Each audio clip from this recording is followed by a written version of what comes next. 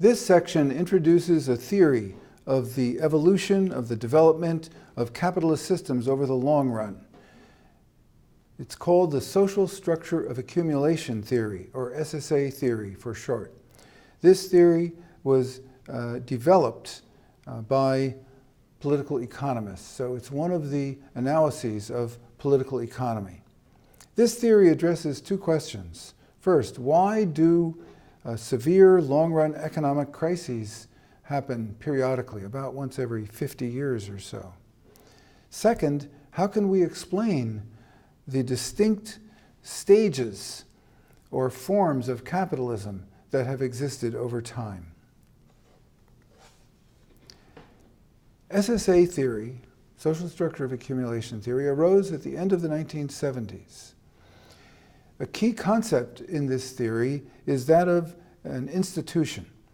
And an institution in this context means a regular practice or behavioral pattern, such as setting wages by regular collective bargaining between trade unions and employers. It's an example of an institution. But as I go further, you'll get a more concrete idea of what this means. A social structure of accumulation is a coherent, which means the parts fit together, long-lasting set of institutions that support profit-making and accumulation. Capitalist history shows a sequence of distinct SSAs. The institutions that make up an SSA regulate key processes in the economy. They regulate the relation between capital and labor. They regulate the government role in the economy. They regulate the way enterprises are organized, their aims and strategies. And they have a big impact on the characteristics of jobs and the nature of the labor or production process. Now, how does an SSA promote a high profit rate and accumulation? First, the institutions of an SSA promote a high profit rate by affecting the wage rate, the rate of output per worker, or productivity as it's called, the intensity of work, and the duration of work. These are, remember from an earlier lecture, these are all the factors that underlie the amount of profits that capitalists get. Secondly, an SSA also promotes growth of total demand, which is necessary for continuing accumulation. Third, the institutions of an SSA encourage accumulation by creating stability and predictability. Capitalists will not invest very much unless they have reason to believe that there's some stability in the economy that enables them to make a projection of what the profit return will be from an investment. Each SSA that arises in history has two phases, two periods. First, the period of consolidation. This is the period when an SSA has been largely constructed and is working effectively. The second period is that of crisis or decay of the SSA. This is the period when the SSA no longer works effectively to promote profit-making and accumulation. Each SSA, covering both phases, can last 25 to 50 years. Now, the question arises, if an SSA is promoting profits and accumulation, why would it stop doing that? Well, capitalism and capital accumulation always eventually produce conflicts, give rise to problems that undermine further expansion.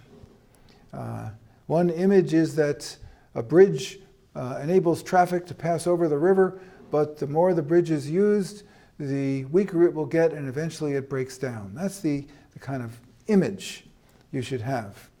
Over time, successful profit-seeking and accumulation give rise to such problems as growing capital-labor conflict, intensifying competition that can undermine profitability, and lack of growth of total demand to match rising output.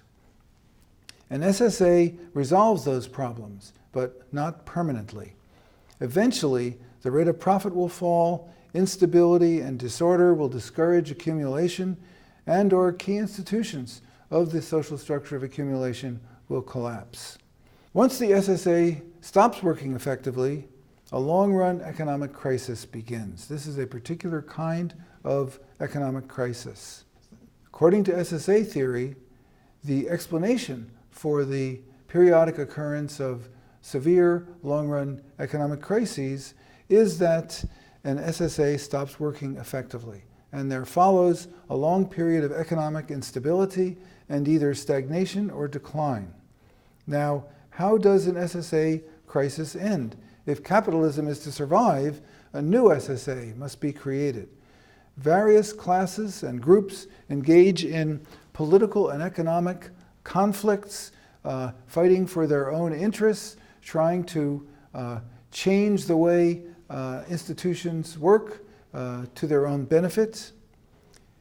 So far, every crisis of an SSA has been followed eventually by the construction of a new one that again promotes profit-making and accumulation. Each new SSA has been different in some respects from the previous ones. Now, to make this more specific, there have been 4 SSAs to date in U.S. history. In the mid to late 19th century, there was what is called the competitive capitalist SSA, when firms were small and competed sharply with each other. The second SSA arose in the 1890s and lasted through the late 1940s, and that is dubbed the monopoly capitalist SSA because of the major role of giant corporations and banks. The third SSA that emerged after World War II is usually called the regulated capitalist SSA. I'll say more about that shortly. And it lasted until around 1980. And last, the current SSA, which is usually called the neoliberal capitalist SSA, dates from 1980 and is still with us. But I should mention something about the naming, which involves the understanding of the current SSA. The textbook, Understanding Capitalism, uses the name transnational capitalism for the current social structure of accumulation, which it dates to 1991 rather than 1980. This is a distinctly minority position among political economists. Most SSA theorists use the term neoliberal capitalism for the current SSA, dating from 1980, and that's the name and concept that I will use. Some key features of the regulated capitalist SSA, the one that emerged after World War II. First of all, at its center was a compromise between big corporations and labor unions that included a willingness on the part of big corporations to engage in collective bargaining with labor unions, to allow them a say in wages and working conditions. A second feature of the regulated capitalist SSA was active government regulation of business, of finance, of markets. This involved close regulation of banks, regulation of environmental activities by firms, regulation by the government of working conditions to make sure they were safe. Third, a whole raft of new government social programs that benefited working people: unemployment compensation, Social Security, retirement pensions. Fourth, there was a change in the way big corporations competed with one another. There was a policy of what is called co-respective or restrained competition among large corporations, which more or less agreed never to cut prices to try to undermine their rivals. A fifth feature of the regulated capitalist SSA was a new international system of money and regulation of trade and investments within the global economy, known as the Bretton Woods system. Under this system has many features. The one I'll single out here is that under the Bretton Woods system, enforced by the International Monetary Fund and the World Bank, the system encouraged trade among nations. However, tariffs were permitted, sometimes relatively high, and the movement of capital across national boundaries, foreign investment, could be regulated quite strictly by governments. Sixth, there was a new set of ideas that predominated under that SSA. It was the ideology of the mixed economy, the belief that while markets are efficient, there also is a need for significant government planning and also a mixture of predominantly private, but also some state, some government enterprise. It was believed that the government could improve by active involvement the performance of the capitalist economy. The ideas of John Maynard Keynes were a major part of this new dominant set of ideas. How did the economy perform in this period of government-regulated capitalism? Well, it was quite good. From 1948 to 1973, the US and the world capitalist GDP grew faster than at any time before or since by a substantial margin. The average wage corrected for inflation, called the real wage, grew by 2.2% per year, which really mounts up over time. And it was just below the 2.4% growth in output per hour, which means that workers were sharing relatively equally with capitalists in the fruits of growing productivity of labor. The income distribution became somewhat less unequal over time in this period. Public services expanded, including K through 12 education and public higher education with very low tuition. For these reasons, this is often called the golden age of capitalism. This figure shows that in the period, the light gray bars, which represent 1948 to 73, the poorest fifth of the income distribution found that their real income, corrected for inflation, rose by 131.4%. All the quintiles and the top 5% had increases. They all about doubled, the quintiles income all about doubled.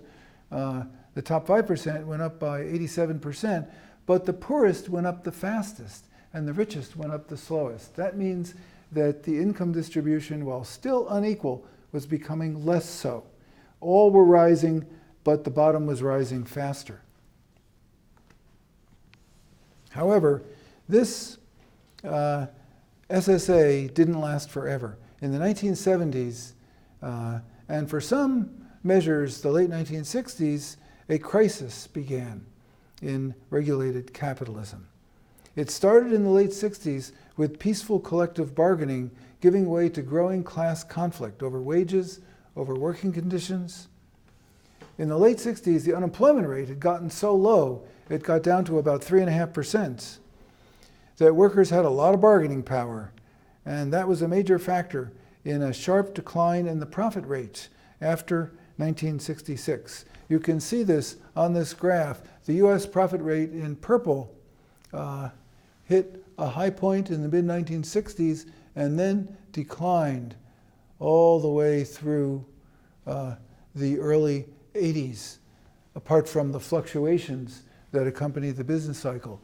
These triangles show the rate of profit for three major European economies, same pattern.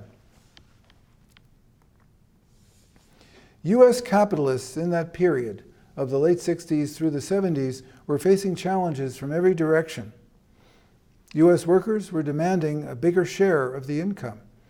Rival capitalists in Europe and Japan were gaining market share in many industries in the US. That was the period when Japanese automobiles first penetrated the US auto market and also the steel market. Third, there were rebellions in the developing countries against Western control. And fourth, the oil-producing states in the Middle East and Latin America were asserting control over their oil with the rise of OPEC, the Organization of Petroleum Exporting Countries. OPEC was able to sharply raise oil prices paid by oil consumers. These conflicts produced economic effects in the form of rapidly increasing inflation, instability in the international monetary system, and severe recessions in the mid-70s and the early 80s. During that long-run crisis, big business was able eventually to successfully promote the development of a new SSA, which we call the neoliberal SSA. Now, that term can be confusing in America. In US politics, liberal normally means it applies to someone who supports an active government role in the economy aimed at benefiting ordinary people. However, outside the US, liberal means the opposite, favoring a very limited government role in the economy. Liberal political parties in Europe, in Latin America, and Asia are parties that favor the free market and the government keeping out of the economy.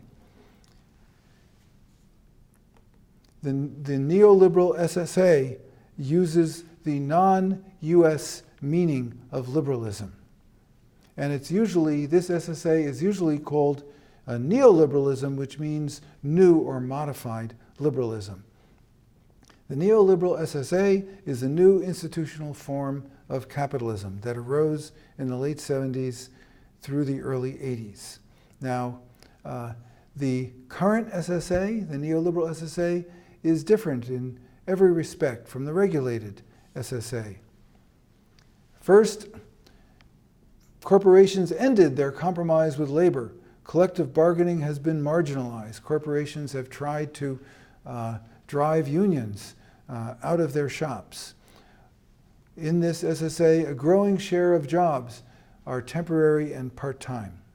Second, the government greatly loosened or eliminated, in many cases, regulation of business, of finance, and markets. In particular, the close regulation of the banks, which had prevailed in the previous period, was ended, and the financial sector expanded rapidly as a result.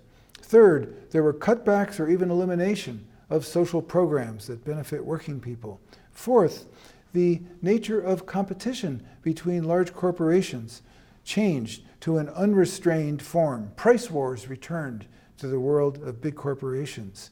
And one interesting feature was that market principles were introduced inside corporations. Corporations had previously operated based on bureaucratic principles of command, but increasingly market principles were introduced. This has also occurred in universities. Fifth, a more open global economy emerged that encouraged not only increasingly free trade, but increasingly free movement of capital around the world. And as a result, the production process became globally integrated as products came to be produced in stages in many different countries. An automobile purchased in the US today, regardless of the brand, will have components and parts from many different countries. A globally integrated production process. Sixth, the dominant ideas changed. Free market or neoliberal economic ideas replaced the mixed economy ideology and Keynesian ideas. Some key developments in the emergence of the neoliberal SSA. In the US, it began during the second half of the administration of President Jimmy Carter. In 1979, that administration shifted toward neoliberal policies. In the United Kingdom, at the very same time, Conservative Party leader Margaret Thatcher became Prime Minister and initiated neoliberal policies and institutional change. In the US, in 1981, Ronald Reagan took office, and there was a full construction of the neoliberal SSA. By the early 80s, the new SSA had emerged in the US and the UK, and the US used its global influence to spread it to many countries around the world. Why did this new SSA take the form it did? A main cause was that the crisis of the 70s was to a large extent driven by the rising bargaining power of working people. Neoliberalism has served to resolve that problem for the capitalist class, weakening labor's bargaining power. The political coalition that had built regulated capitalism in the late 1940s was a coalition between organized labor, trade unions, and big corporations. This coalition dissolved over the course of the 1970s. And by the late 1970s, big corporations in the US shifted from support of regulated capitalism to enthusiastic support for neoliberal restructuring of the economy. The advocates of neoliberal restructuring said it would lead to the best economic performance ever, but that's not what followed. It was good, it has been good for the profit rate. The profit rate recovered and rose in the US and also in Western Europe, and here you can see, starting in the early 80s, the profit rate rises and remains quite high today. There have been 4 long economic expansions. In the 80s, the 90s, the 2001 to 07, and 2009 until the present, which at this time is 2018.